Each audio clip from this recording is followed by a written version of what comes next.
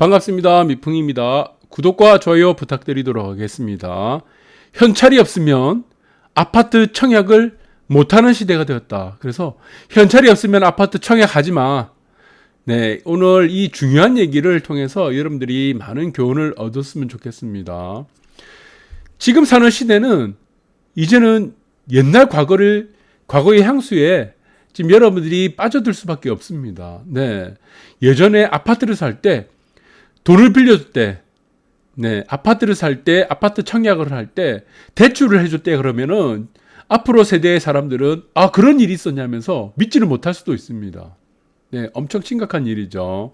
그래서 정말 예전에는 아파트 살 때 대출을 해줬던 시대도 있었다 하면서 호랑이 담배 피던 시대를 연상을 하게 되는 이런 웃기지도 않는 일이 벌어질 수 있다는 것입니다. 그래서 이전에 우리는 어떻습니까?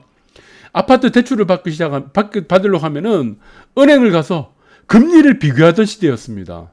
그런데 우리는 지금 어떻습니까? 아파트 사서 대출을 받으려고 하니까 이 은행에서 대출이 되는지 안 되는지를 가장 중요한 요소로 본다는 것입니다. 네, 정말 기가 막히고 코가 막히는 일이 생겼다는 것입니다. 이전 시대 사람들은 금리를 비교한다.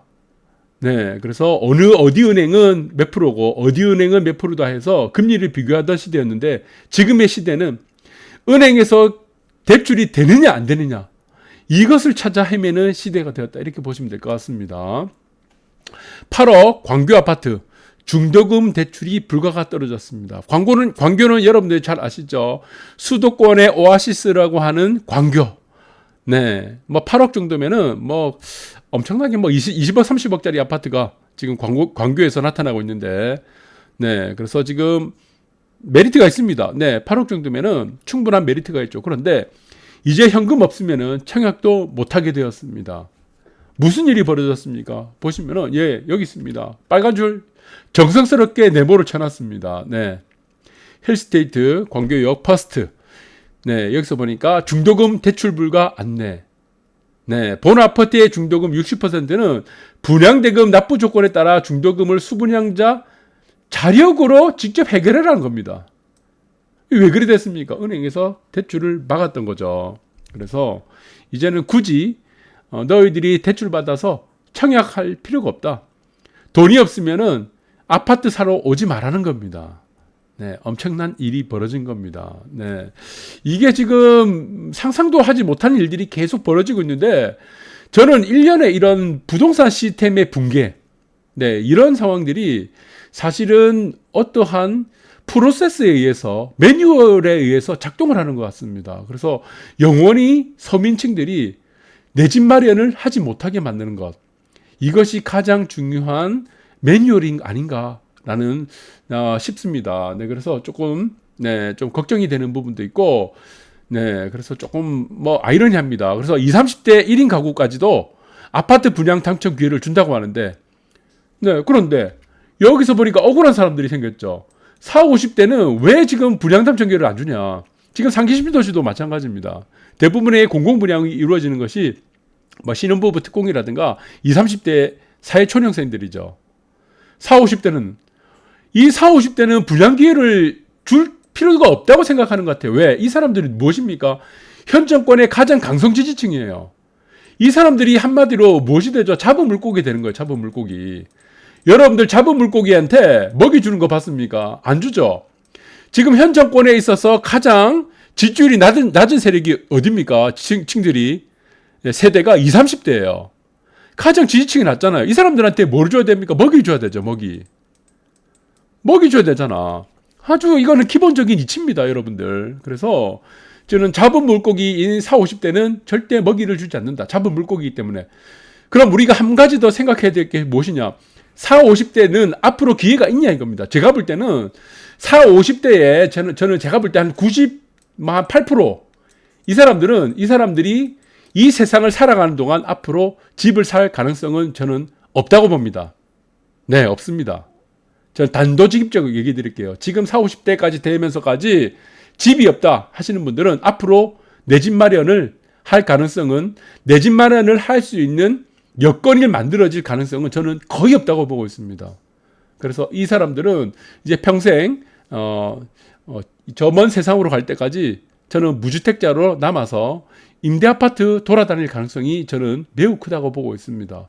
자, 그래서 좀 심각한 문제죠. 네. 그래서 이 사람들은 자산 시장에서 완전히 이탈한 사람이라고 보고 있습니다. 자산 시장. 네. 20, 30대는 조금 가능성이 있어요. 왜? 먹이를 주고 있으니까. 근데 40, 50대는 자산 시장에서 완전히 열애되고 있는 사람들, 이탈이 된 사람이라고 보고, 이 사람들이 향후 부자가 될 가능성은 저는 거의 없다고 보고 있습니다. 네. 자산 시장에 매여 있지 않으면 사실 부자 되기 굉장히 어려워요. 왜 그렇습니까? 현금의 가치는 계속 하락을 하죠. 화폐의 가치, 현금의 가치는 올라갈 수가 없습니다. 이게 구조적인 문제예요. 거기에 따라서 자산 가치가 올라가는 것입니다. 이 부분들의 메커니즘을 여러분들이 잘 보셔야 된다. 그래서 저는 40, 50대에서 가장 큰 피해가 되고 현 정권의 가장 큰 피해자인 이 잡은 물고기 세력들이, 이 잡은 물고기 층들이 앞으로는 자산 시장에서도 완전히 열애되고 이탈될 가능성이 크다. 그래서 부자 될 가능성은 저는 거의 없다고 보고 있습니다. 그리고 국민은행도 금리 조정을 오늘 했습니다. 주담대, 전세대금, 전세대출, 예금금리까지 전부 올린다고 했는데 뭐 큰 폭은 아니에요. 큰 뭐 시장에 부동산 시장이라든가 뭐 자본시장, 자산시장에 영향을 줄 정도는 아닙니다. 워낙 지금도 금리 안 왔기 때문에. 여기서 문제가 되는 것이 무엇입니까? 금리가 중요한 게 아니죠.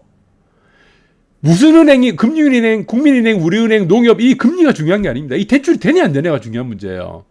여러분들 맞박에 치시고 잘 이해하시기 바랍니다. 네, 대출이 되냐 안 되냐. 네, 그 부분이 이 시대에서 가장 자산시장에 들어갈 수 있는 요건이 아닌가 싶습니다.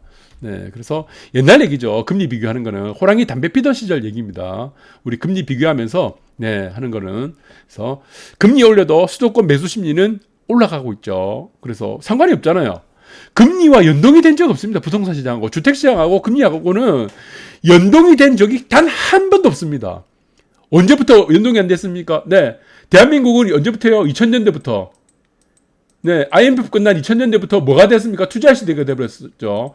투자의 시대가 되고 난 이후부터는 금리와 시장과 부동산 시장, 자본시장, 자산시장과는 연관이 전혀 없고, 미국은 언제부터 연관이 없어졌습니까? 1980년대.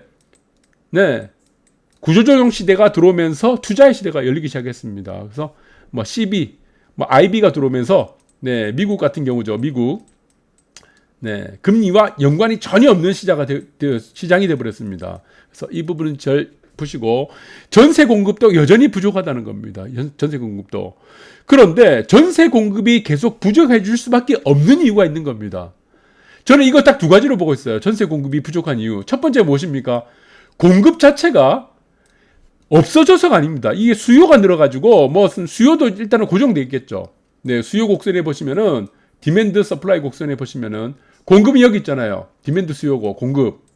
네, S 공급 서플라이. 계속 이쪽으로 가잖아요. 이쪽으로. 왼쪽으로, 0쪽으로 계속 가잖아요. 이게 100이면은. 그러니까 가격이 만나는 곳이 어떻습니까? 계속 이렇게 되죠. 계속 올라가죠. 이건 P, 프라이스 되니까. 가격이 계속 올라가잖아요. 그런데 이 부분에서 여러분들이 잘 모르시는 게 있는데, 이게 이유가 있습니다. 전세 공급은 계속 마를 수밖에 없어요. 그리고 전세 자체가 희귀해진다. 왜 그렇습니까? 네, 전세 공급을 가지고 있는 민간 공급이죠. 민간 임대를 갖고 있는 이 다주택자가 어떻게 됐습니까? 다주택자가 증여를 해버린 겁니다. 증여. 자식들에게. 하도 지금 무슨 뭐 세금 때린다 이러다 보니까 증여를 해주다 보니까 어떻게 됐습니까? 공급이 없어지기 시작했죠. 네, 다주택자들에게 세금 물려서 서민들을 웃게 만들겠다, 편하게 만들겠다는 의도로 다주택자들 세금 떼기니까 결국에는 증여로 돌아서 버렸죠. 그러니까 공급이 없어진 겁니다. 이 피해를 누가 입습니까? 네, 서민들이 입습니다. 우리가 지난 시간에 말씀드렸습니다. 네, 다 말씀드렸고. 그리고 두 번째 이유가 무엇이죠? 네, 월세화입니다. 월세화. 세금이 계속 올라가죠. 부동산에 대한 다주택자 세금이 올라가니까 전세로는 유지가 안 되는 겁니다. 그럼 어떻게 하겠습니까? 이거를 반월세나 반전세로 가는 거예요. 월세화. 반전세로 갔다가 처음엔 전세로 가죠. 그 다음에 반전세로 갔다가 그 다음 어디로 갑니까? 그 다음 월세화가 되는 겁니다. 당연히 공급이 주는 거죠. 공급이. 증여로 가니까 공급이 있는 공급도 줄어들고, 그리고 전세도 월세화가 되니까 전세 공급이 줄어들고, 결국에는 어떻게 된다? 네, 1번. 예, DS 만나는 곳 1번, 그 다음 2번, 3번. 이렇게 된 겁니다. 그래서 저는 한 10년 정도 지나면 전세라는 것 자체가 없어질 수도 있다. 이런 생각도 듭니다.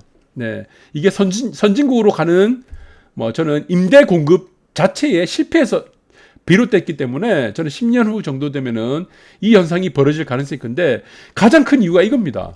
네. 전세 매물 부족한 상황인데 공공임대로 계속 만드는 거예요. 이게 가장 큰 문제입니다. 이게. 사람들은 민간에서 만들어지는 다주택자들이 공급하는 전세에 들어가고 싶습니까? 아니면은 임대. 사람들이 좀 멀리 하잖아요. 임대 산다 그러면 조금 뭔가 꺼림칙하잖아요. 아이들은 굉장히 심합니다. 이 차이가. 네, 아이들끼리는 임대 산다 그러면은 그 친구 안 해요, 요즘에. 그래서 임대를 자꾸 안 들어가려고 하죠. 그러니까 어떻습니까? 빈집이 계속 늘어납니다. 빈집이. 그런데 지금 정부에서 부산시에서 서울시에서 지금 오세훈 서울시장도 어떤 짓 하고 있어요? 헛짓거리 하고 있잖아요. 왜 자꾸 임대를 가지고 이 기부 체납을 만드는 겁니까? 임대를. 사람들이 원하지 않는데 누가 임대를 원합니까? 누가 임대에서 살고 싶어요? 그러니까 지금 모르는 겁니다. 이 임대를. 임대는 아무리 공급을 해줘도 공급을 해줘도 아파트 실질적인 공급에는 전체 시장의 가격이라든가 이런 임대 공급에는 전혀 영향을 안 받습니다. 그래서 공공임대는 지을 필요가 없는 겁니다. 결국에는 나중에 어떻게 됐습니까? 이 빈집이 계속 늘어나면 어떻게 되겠습니까? 네. 여기서 적자가 계속 늘어나죠. 지난 시간에 다 언급해드렸지만 적자가 늘어나면 결국에 이 적자폭을 누가 메꿔줘야 됩니까? 국민들의 세금으로 메꿔줘야 됩니다. 그래서 이제는 임대 만들면 안 돼요. 뉴욕시 아파트가 왜 그렇게 올라갔습니까? 일본의 아파트가 왜 그렇게 중심가의 땅값이 아파트가 맨션이라고 그러죠. 왜 그렇게 올라갔습니까? 임대 정책이 다 실패한 겁니다. 공공임대만 지으면은 아파트 가격이 여러분들이 떨어질 거라 생각했는데 그게 아닙니다. 공공임대가 지을수록 어떻게 되겠습니까? 민간에서 지어지는 아파트가 희소해지는 겁니다. 지을 땅도 계속 부족해지고. 그렇기 때문에 아파트 가격이라든가 민간에서 만들어지는 양질의 주택은 주택이 더 가격이 상승하는 효과를 불러왔다는 것이 정설이라는 겁니다. 정설. 그렇게 보시기 바라고 공공임대 한 해 7만 2천 가구 만들죠. 이 공급하면 뭐합니까? 다 빈집되는데. 그래서 좀 정신 차렸으면 좋겠습니다. 정신을. 기부 체납을 이제는 임대로 하시면 안 돼요. 이거. 네. 그래서 저는 앞으로는 공공임대 정책을 전면적으로 백지화시켜서 처음부터 다시 이거를 계획을 시켜야 됩니다. 공공임대가 필요한 사람도 있는데, 네, 거기서는 뭐 사회적 약자라든가, 뭐, 사회적 자립이 어려운 사람들. 그러나 대한민국 전체 사람들을 다 임대가 필요한 사람으로 만들어버리는 겁니다. 이게.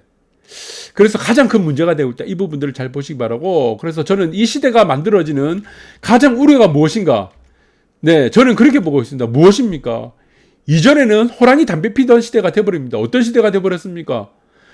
금리를 비교하면서 은행을 선택하는 시대에서는 이제는 어떻게 됐어요? 모든 사람들이 아파트가 대출이 나오는 은행이 어딘지를 알아보는 시대가 된 겁니다. 이게 얼마나 불행합니까? 지금 가계대출 중에 주택담보대출 비율은 역사상 최저치로 떨어졌습니다. 왜 최저치로 떨어졌어? 아파트에 거래량이 없으니까. 당연히 주택담보대출 비율이 줄어드니까 거래량이 없으니까 줄어들게 되겠죠. 그러니까 가계대출 중에 주택담보대출 비율은 최저치로 떨어졌음에도 불구하고 주택담보대출 때문에 아파트가 올랐다고 생각하는 겁니다. 아닙니다. 공공임대 때문에 오르는 겁니다. 공공임대 때문에. 여러분들 이 부분을 잘 보시기 바라고. 자, 여러분들 우리가 담배 피던 시절, 네, 그래서 금리 비교하던 시대는 담배 피던 시절이다. 그 추억을 한번 머릿속에 한번 떠올리면서 오늘 마감했으면 좋겠습니다. 감사합니다.